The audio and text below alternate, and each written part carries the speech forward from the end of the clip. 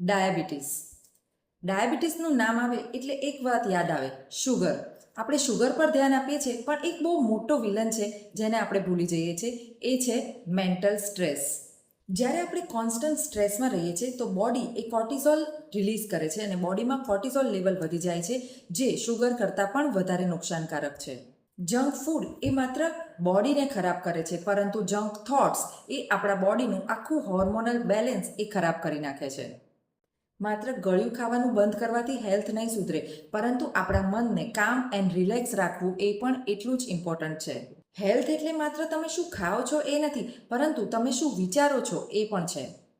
અને એટલે જ જો તમે શુગર ફ્રી ખાતા હોય પરંતુ તમે સ્ટ્રેસ ફ્રી નથી, તો બધું નકામું છે.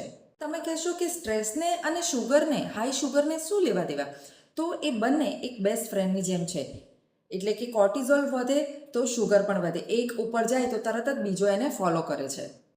તો આ સ્ટ્રેસ મેનેજ કરવા માટે ક્વિક ટિપ્સ છે કે જ્યારે પણ સ્ટ્રેસ લાગે, જ્યારે પણ બહુ વધારે ચિંતા લાગે, તો 2 થી 5 મિનિટ ડીપ બ્રીધિંગ કરો. એ કોર્ટિઝોલ લેવલને નીચે લાવે છે.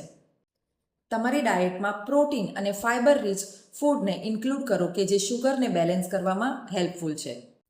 સ્ટ્રેસના કારણે બોડીમાં મસલ બ્રેકડાઉન થઈ શકે છે. પ્રોટીન એ મસલ્સને રિપેર કરે છે અને મેટાબોલિઝમ બૂસ્ટ કરે છે. And third but most important કે બને એટલા ફિઝિકલી એક્ટિવ રહો, મૂવમેન્ટ્સ કર્યા કરો. સિમ્પલ 10 to 15 મિનિટ વોક્સ પણ એ બોડીમાંથી એક્સ્ટ્રા શુગર લેવલને બેલેન્સ કરવામાં ખૂબ મદદ કરે છે.